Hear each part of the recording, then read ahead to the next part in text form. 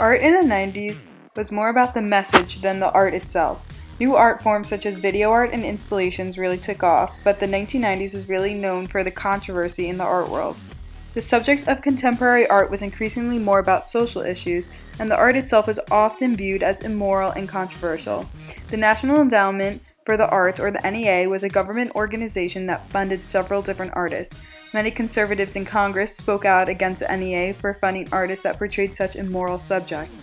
As a result, the NEA dropped many artists who decided to continue along their own path, which started the culture wars. Artists took on themes of the time, such as AIDS, sexuality, race, politics, and gender. The Whitney Museum 1993 exhibition was notable for its extremely controversial artists of all different genders, races, ethnicities, and sexual orientations. The FBI tonight is looking for two thieves who made off with a motherlode of art treasure from a Boston museum overnight. In the early hours of March 18, 1990, 13 artworks were stolen from the Gardner Museum in Boston. The total value of the stolen artwork adds up to nearly $500 million. Two burglars, dressed as cops, told the security guard that they got a call, and without hesitation, the security guard let them in. The burglars managed to tie the two security guards up in the basement, and they proceeded to cut the paintings out of the frames. The heist still remains an unsolved mystery. The 13 pieces of art are still missing, and no one has been arrested for the crime.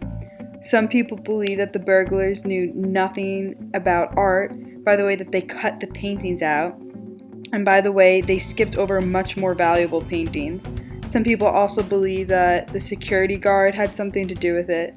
Either way, it was the heist of the century.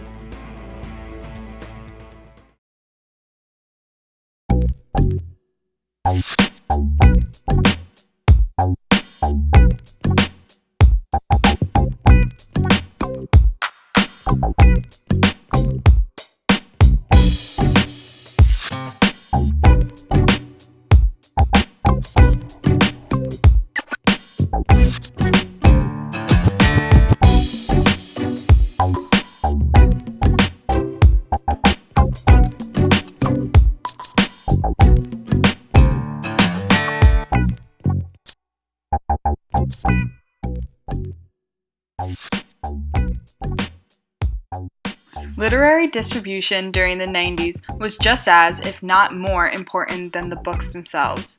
There were a few major changes in the way people bought books. First of all, superstores such as Barnes & Noble started.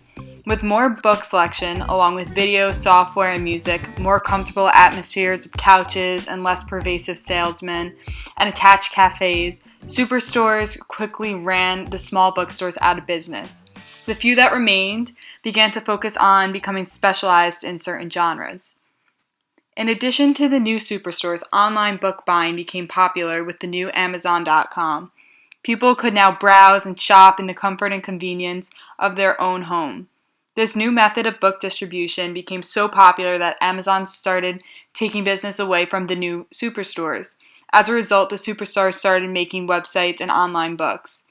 Amazon soon made deals with other distributors and started selling other merchandise in addition to books. By 1999, Amazon was shipping $16 million worth of books and merchandise in a single day. The 90s also saw the beginning of ebooks and e-magazines.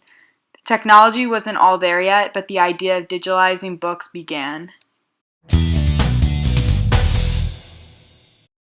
Okay, this is one of my all-time favorite moments I'm having on television right now. You are witnessing it. Mainly because I love books. When I was growing up, books were my friends. When I didn't have friends, I had books. And one of the greatest pleasures I have right now in life is to be reading a really good book. And what we want to do is start a book club here on The Oprah Show. The Oprah Winfrey Show had a significant effect on literature during the 90s. Oprah began the segment of a book club where she would pick her favorite books, talk about them, invite others to talk about them, and sometimes invite the authors themselves. Oprah's show was so popular that whichever book she picked tended to become the next few weeks' bestseller. Oprah tended to pick new female authors or books that had feminine topics because the majority of her audience was female. Because of this, many books got overlooked in this decade, and the bestsellers tended to be whatever Oprah's favorite books were.